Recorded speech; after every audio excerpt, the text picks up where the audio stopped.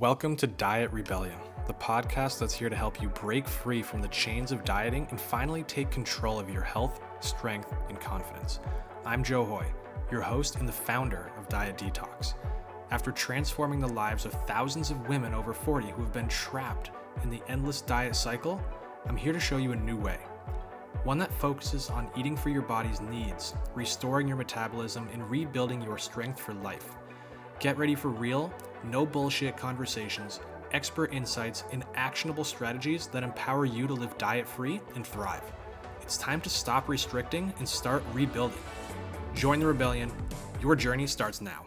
Ladies and gentlemen, but mostly ladies because that's who listens, welcome back to another episode of Diet Rebellion. Today, you are stuck with me on this solo episode, this New Year's resolution edition of Diet Rebellion. Today, we're going to talk about if you've set a resolution, why it's probably wrong, why you're going to fail, how it's not your fault, and what you should probably consider doing instead. So, if you are ready to make 2025 the best year of your life in terms of health, wellness, mindset, and everything in terms of quality of life, this episode is for you. I hope you enjoy. Welcome back to Diet Rebellion. So, like I said, I am your host, Joe Hoye, and today you're stuck with me. We're going over a New Year's resolution edition of this episode, of this show. And today I just want to dive into what I think you should be doing in terms of setting a New Year's resolution, what I think you should not be doing in terms of setting a New Year's resolution, and hopefully giving you some actionable, applicable steps to start taking action starting tomorrow, since tomorrow is the first of the year. Now, number one, I just want to share a quick statistic. 80% of New Year's resolutions around health or weight loss are going to fail in the first year. 20% of New Year's resolutions around health or weight loss are going to fail in the first 7 days. Now, let me just put that in perspective. If you and 4 of your best friends all got together and said, you know what, this year's the year, we're all gonna do it. I hate to break it to you, but that's just not true. 5 of you in total said this year's the year. 5 of you in total signed up for some form of a New Year's resolution. Inside the next 365 days, 4 of you are going to fail. Inside the next 7 days, 1 of you are going to fail. Now, that is a very shocking statistic, and I want to let you know something. That statistic is not true because it's your fault or the time of the year's fault, right? The fact that 4 out of 5 of you will not stick to whatever you choose is not your fault. It is the fault of whatever you have just chosen, and studies have shown that, right? Let's look into this a little bit further. The reason I think that 80% of Americans are going to fail their New Year's resolutions is not because their goal is wrong, not because their intentions are wrong, it's because their approach is wrong, right? I think that most Americans are going to say, you know what, I'm going to pick the easiest, most accessible thing to me to create the outcome that I want. And those easily accessible diets, approaches, workouts are going to be the same ones that you're thinking of right now, the same ones I'm thinking of right now, the same ones that come to mind anytime we think of weight loss or diets, right? I'm not going to say them because you're already telling yourself what those are in your head. It's probably the last 3, 4, 5, or 6 diets you've tried in the past, okay? That is what's wrong, because when we break those diets down, they're all the same exact thing, right? We understand that 5 of the trendiest diets, I know these 5 be true, I'm not going to name their names, but again, I think you know what they are. 5 of the most well-known diets in America are all doing the same thing. And what is it that they're doing? They're putting you on a diet consisting of 1,200 calories a day or less. Some of them even as low as 700 to 800 calories a day. And so when you sign up for these diets and when you get your first meals or your first plan, you notice that inside of it, in the fine print, or actually bold in front and center, it says, hey, while you're doing this plan, you need to be eating our foods or following our nutrition guidelines. But at the same time, it's very important that you do not exercise. And if you do choose to exercise, stop immediately if you're feeling lightheaded or nauseous. Now, let me tell you why that is. That is because if you're eating 700 calories all the way up to 1,200, 1,300, even 1,400 calories for many women, you are massively malnourishing your body. And when you malnourish your body, it does not have the nutrients and energy it needs to make it through the day, let alone to make it through the day and make it through a strenuous workout that you think is benefit. And so these diets are smart. They know that. They're trying to keep you safe and not throw any red flags up. So they say, hey, you know what? You don't even need exercise. Don't worry about it. We're going to fix your problem without it. When in reality, they're only making your problem. And what is that problem? Let's address that real. The problem with these diets not only is the fact that you can't enjoy things that you used to enjoy. You can't have the sweets around the holidays. You can't have carbs. You can't have alcohol. And if you do, the scale immediately goes up. That's a fault in its own. But the bigger fact, they're killing your ability to maintain this because of that. If you can't have something that you truly enjoy, eventually that noise in your head saying, saying, hey, I want this. The next day, hey, I really want this. 2 days later, hey, I need this. That noise gets so loud that eventually you cave. And when you cave on your cravings in a way that fits that mold, it turns into a binge most of the time. And after you binge, you feel like a failure. And once you feel like a failure, you do fail. You stop trying. And that is how that 80% of people that start a New Year's resolution are going to fail in the first year. That is how 20% of you are going to fail in the next 7 days. Now, there's another problem with these diets. Yes, they might create weight loss for you, but we need to understand, and I know I've said this more times than I can count, but I'm going to continue to say it because we all need to hear it and be reminded of it. We need to understand that these diets are not only helping us lose weight, they're helping us lose a certain kind of weight. And it's not the kind that you want, right? We understand that there's 3 ways that you can lose weight. You can lose water weight. Not a big deal. If you lose water weight, you'll probably gain it back the next day through higher carb intake, higher sodium intake, poor sleep, or more stress. That's a number that constantly goes up and down. Water retention, how much water your body is holding on to. So we're not concerned about that. The next thing you can lose is your muscle mass. If you lose your muscle, the scale goes down. And guess what? Immediately, you might think that's a great thing, because immediately when you lose muscle, it's not something that you can see. It's not visible. It's also not something you can feel. You don't feel weaker next week just because you lost some muscle, but what you do see in a week is that the scale went down. You get positive reinforcement that you are now lighter, so you continue doing what created what you think is a good result. I'm gonna get back to that in a moment. Now, the third thing you can lose is body fat, and that's what we're after. When we lose body fat, but you keep your muscle, the scale goes down, your clothes fit better, your body reshapes itself into something that you are actually after, and you stay strong and independent, not just in your life right now, but well into your 70s, 80s, and 90s, so you don't need to rely on others. But back to the whole muscle loss thing. This podcast is primarily, and when I say primarily, I say almost 99% women. Now, here's one thing we understand. At the age of 30, women start to lose muscle mass at an annual or yearly rate of 1% every single year, right? Very similar to the stock market, where we can create 10% gains every year, and that 10% compounds on itself, so our money grows. Guess what? Your muscle loss is doing the exact same thing to you in reverse. So 1% of muscle loss in the first year, you know what? It's not that big of a deal. You shouldn't be worried. 1% of 1% of 1% of 1% year after year after year becomes a very big deal. And by the time you reach 40, you're still losing 1%, okay? That's a very small percent. Maybe you're not worried yet. But by the time you reach 50, that 1% that you lose of muscle mass year after year has now doubled. Now, naturally, your body is losing 2% of its muscle mass year after year. And when you get to the age of 60, that number of 2% doubles. Now, you're losing 4% of your muscle mass year after year. And that reverse compound interest is only growing and only continuing to work against you. Now, let's look at how it works against you. Number one, it's going to work against you in how you look, right? You can weigh your goal weight in 2 or 3 different bodies, right? You can weigh your goal weight with the level of muscle and level of body fat you have now. You're not really going to love how you look. You're going to feel rather soft. You're still going to have your midsection in the back of the arms that are a little bit loose. You can have your goal weight where you've lost all your muscle by following the trendy diets, and now you have a bigger midsection. You have a more undefined arm that's a little bit wiggly, and the same is true for the rest of your body. Not only that, but you're weak, right? It's hard to carry multiple bags of groceries in. It's hard to do things on your own. Now you have to start relying on your partner or your kids to help you out with things.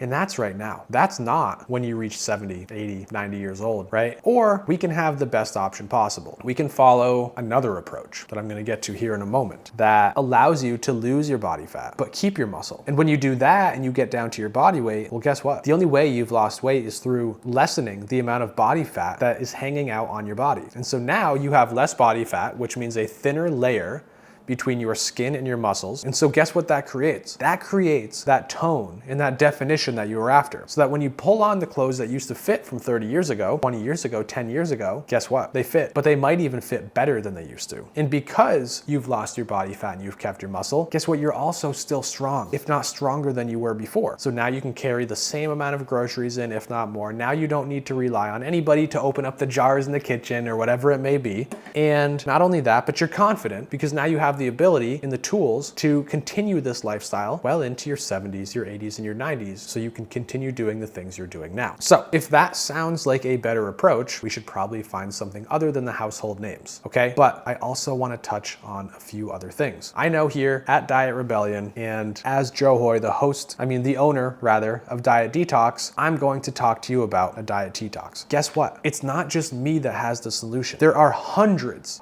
and I know many of them out there that do have really safe, sound, and logical solutions for you ladies 30, 40, 50, 60 years or older. But you're not gonna find them by Googling weight loss solutions. You're gonna find the next supplement that doesn't work but wastes your money. The next diet that makes you feel like a failure when in reality, the diet was what failed you. The next workout program that you have to get up at 5 a.m. for and dread the entire time, only to feel accomplished after. Those aren't gonna work. You're gonna need to do your research. And the way I want you to do your research is through this. Number one, research yourself. Figure out what it is that you like to do. How do you like to eat? How many times a day do you like to eat? What foods do you like to eat? What foods don't you like to eat? Now, the same questions should be asked for fitness. How many times a week do you want to exercise? What kind of exercise do you enjoy? What kind of exercise do you not enjoy? Okay. Now, what about lifestyle? Do you want to go out to dinner 2, maybe 3 nights a week and still be successful? Do you want to be able to have a cocktail on Friday night, or screw it, maybe even Wednesday after work? If you do, these are the questions you need to be finding answers for when you're searching for a solution, right? If you look at any of the trendy diets, I promise you, none of what I just said is going to be true. They're not going to tell you, look, Wendy, you can have alcohol on Wednesday, you can skip your workout Thursday, and on Friday you can go to dinner and still be successful Sunday morning when you weigh in. But I promise you there are options that do that. Here's the deal. I'm not telling you that you can eat like crap, treat your body like crap, and still be successful. I'm telling you that you can find a balance, and it's not that hard, right? And I can tell you that it's not hard because if it was, I wouldn't be here. Nobody would be here. If losing weight and keeping it off and maintaining a body and a quality of life that is enjoyable was hard, it wouldn't be possible, right? The fact of the matter is, this whole weight loss and health thing is actually pretty simple. And I think that that is the exact reason why it's so hard. Okay, let me explain. As humans, we're designed to want to complicate simple things. It's in our nature, right? We want to find something and make it complicated to feel a sense of achievement. And weight loss is no different. Weight loss only comes down to a few simple things done over and over consistently to create long-term results. And once those long-term results are created, you simply shift what you're doing in a small way and then continue down that path that you already enjoy to maintain those results. Now, what is it that you need to do? You need to, number one, figure out how many calories does your body need. We understand that calories are the thing that's going to decide what happens in terms of your body and its weight. Are you going to gain weight? Are you going to lose weight? Or are you going to maintain it? Calories are going to decide that.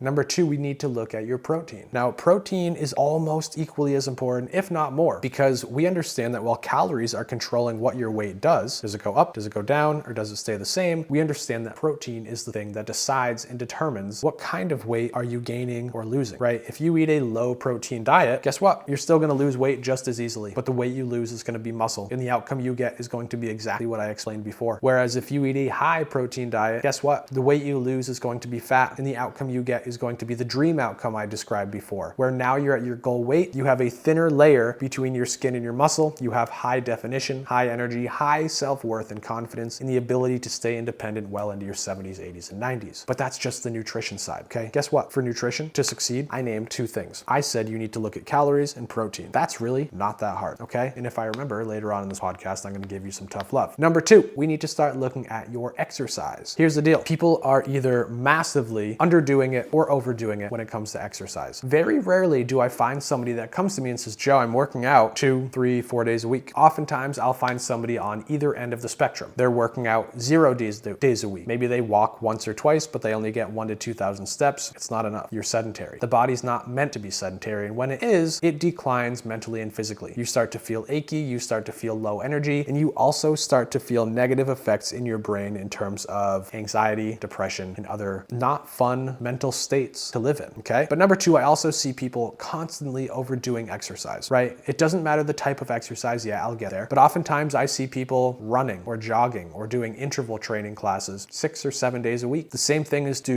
true for strength training. I see people strength training 6 or 7 days a week. Here's the deal. I am not even going to touch on what the right type of exercise is yet. Right now, we're just looking at the right amount. And the reason the amount of exercise is so crucial is because we need to understand that exercise is a stress. Exercise is something that actually breaks you down and makes you worse. And if all you do is exercise, all you do is break yourself down and all you do is make yourself worse. But when we pair that exercise with something very crucial and something that we should learn to enjoy that many of us Americans can't, everything gets better. And what I'm talking about here is recovery, sleep, taking care of your body. Guess what? When you exercise, you're breaking your body down. You're creating these little stress factors or these little micro tears inside your body. And if nothing happens, all you do is get worse. But as soon as you pair pair that exercise, those micro tears of exercise with recovery, your body realizes something. Your body realizes, hey, I just exercised, and because of that, I was broken down. I'll bet you this person running this body is going to exercise again. So now that I'm sitting down and resting and recovering, I'm going to take this time, I'm going to take this opportunity to recover and build back stronger so that when I exercise again, this body can handle it. And so when you exercise and you recover adequately, that's when you get better. And so that's why too much exercise is bad as well. You need to be doing the right amount of exercise followed by the right amount of recovery in order to get better from it. But not only that, we also need to look at the types of exercise, okay? Now, I'm not going to sit here and tell you cardio is bad. Cardio is incredible for you, right? Cardio is crucial for your cardiovascular health, your heart health. But guess what? This conversation right now is not about your heart. It's not about your cardiovascular health. This conversation is about your inability to lose weight doing all the things that you've been told were the right things for years or even decades. And so what we need to do is also, after we've really tuned in the right amounts of exercise, the right amounts of recovery, we need to tune in the right kind. And so we now know that cardio is not good for your weight loss. Here's the reason why. Very similar to eating a low calorie, low protein diet, cardio is going to signal to your body that you need to become more efficient. And what I mean by that is you need to get rid of your muscle. The reason that happens is because muscle burns a lot of calories. Fat doesn't, right? If you're exercising nonstop, your body is burning calories like crazy. It wants to get rid of the thing that's burning more calories faster, which is muscle. So as you run, as you do interval training, as you go to Orange Theory, you're burning through your muscle, okay? That's not good. We're again getting to that outcome that I described before, where now you've reached your goal weight, you've lost all your muscle, you've kept all your fat, now you don't like how you look, you have no energy, your confidence is even lower than before, and now you are not gonna have independence when you reach your 60s, 70s, and 80s. Let's switch over to the other spectrum, the other side of the spectrum for exercise. Strength training, right? Now I know that could be a scary word for a lot of women. Guess what? It doesn't have to be. Guess what? You don't need to be in the gym training like me yet. You will eventually, and I promise you, you'll love it. But until then, we can start right here in your living room, right? Anywhere you are. You can start at your cubicle at work, in between sending emails. Because guess what? Strength training is just working against any resistance. And thankfully, we have resistance everywhere we go. And we call it gravity and our body. We are constantly fighting against gravity to stand up. And so all you need to start is your body weight. It doesn't need to be scary. It doesn't need to be overwhelming. And you are already doing yourself a favor. Now, eventually, for anybody, that's going to get too easy. So we will graduate to resistance band, okay? You can still do it in your home. You can still get used to the exercises and how they go. And then once the bands become too easy, we can graduate to weight. Again, you can do that in your home. Dumbbells, kettlebells, barbells, you name it. And then we can graduate to the gym. This whole process doesn't have to be scary. It can be enjoyable. And you only make it more enjoyable as you see results. Because guess what? Results are addicting. When you finally, after years or decades of trying to find the solution, find something that number one works and number two isn't that hard or complicated, you fall in love with the process. And that's what we see every day at Diet Detox, okay? And so guess what? Now we've covered the two most important things for anybody to create a result, especially women over 40. We've covered nutrition, why you should not be starving yourself and why you should not be eating a low protein diet. And we've covered exercise, why you should not be under exercising, why you should not over exercising, and what is the right type of exercise in order for you to create the result you're actually after. Guess what? None of this is complicated still. We've looked at two main things, and each main topic has two subtopics, right? Nutrition, calories and protein. Exercise, amount and type. That's it. You're done. Here's the deal. When we get to the nutrition talk, this all changes. Because after I have done this for years, right? I've been a coach for the past 7 years. I have had multiple coaches inside my business for the past 2.5 years at this point. I've noticed a lot of patterns. I've had the opportunity to work with a lot of women over 40. And because of that, I found out all of you are really not that much different. You know, your lives might look different. You might have different hobbies, different interests, but in reality, your bodies are all going through the same thing. And add to the fact that most of you have been wanting to lose weight for 5, 10, 15, 20, or all of your life. Those diets that you've done the entire time have only helped to add pattern recognition to my coaching, right? If you've dieted multiple times and you're a woman in your 40s, there's something that's very true that you live on. And it's something I haven't really talked about a lot. It's something I've recently introduced and we'll talk about a lot more in the future, but I want to introduce it today as you're getting ready for your New Year's resolution and learning, hey, what might be wrong? Should I rethink my approach for 2025? What I want to do is introduce you to what I call the metabolic spectrum. And what the metabolic spectrum is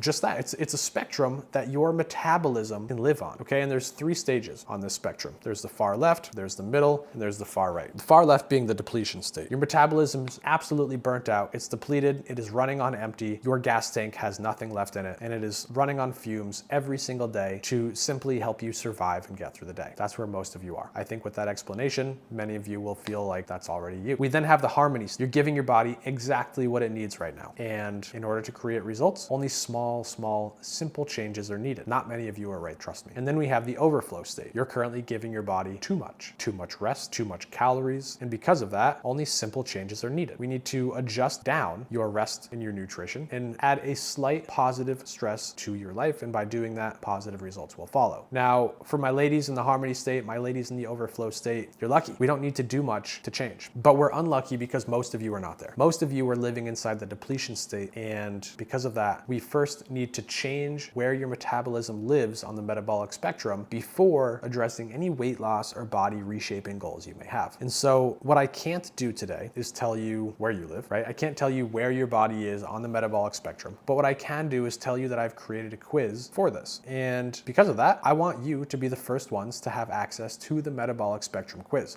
When you take that, I'm gonna put a link down in the show notes below. When you take that, you're gonna be asked, I think it's 10 to 13 questions. Based on that, I'm going to know exactly where you are after reviewing the questions. When I learn where you are, I will send you an email back and say, hey, Wendy, you are living in the depletion state. Because of that, this is what's happening. This is why it's happened. And this is what you need to do next. I'm gonna give you a very clear path. And so your New Year's resolution will now become 100% clear. You will know exactly what to do for your body and exactly what outcome you should expect in exactly what time frame. So if you want to defy the odds, if you want to start being one of the very few people that shifts this statistic that I presented in the very beginning in the other direction, I want you to click the show notes and I want you to click on my metabolic spectrum quiz, okay? Instead of having 80% of New Year's resolutions fail and 20% of them fail in the first 7 days, guess what? I want to have 80% of New Year's resolutions succeed and only 20% of them fail in the first year. How would you like that? How would you like it if 4 out of your 5 friends, 4 out of 5 of you succeeded? And then that way, 4 out of 5, you could give encouragement to the one that still made the wrong decision on what to do, and you showed her there's a better option, and then she succeeded the next year. If we could do that, I'll go to bed happy for the rest of my life. That is my ultimate mission here at Diet Detox. That is why I create this podcast. That is why I create everything I do, including our one-on-one coaching. If you're someone that listened to this podcast and you really resonated, we do have 2 open spaces right now. I'm recording this episode, 10 days before it comes out. So December 20th, so 11 days. Right now we have 2 open spaces. I will not be making an offer for anybody to join this until the 27th. So this comes out the 31st. If you're listening, send me a message and contact me at joe@hoyfit.com. Many of you already have ways to contact me through Facebook or Instagram as well. If this resonates, if you want to work with us in 2025, remove the guesswork and defeat the odds. If you want to defy the odds of being a statistic and being one of the 4 friends out of your 5-person group to fail a diet and fail on your plans for this year, send me a message. Let's talk. I'm not saying you're invited into the program. I'm saying we'll have a conversation and I'll figure out if you're a good fit for us or not. And if you're not, I will refer you to somebody that I think can help you better than I can. Okay? Happy New Year's, everybody. Hopefully 100% of you succeed in your weight loss and health strategies for this year and all the years to come. Hope you spend time with me. I hope that this helps. And if you ever need anything, I'm just a message away. Bye.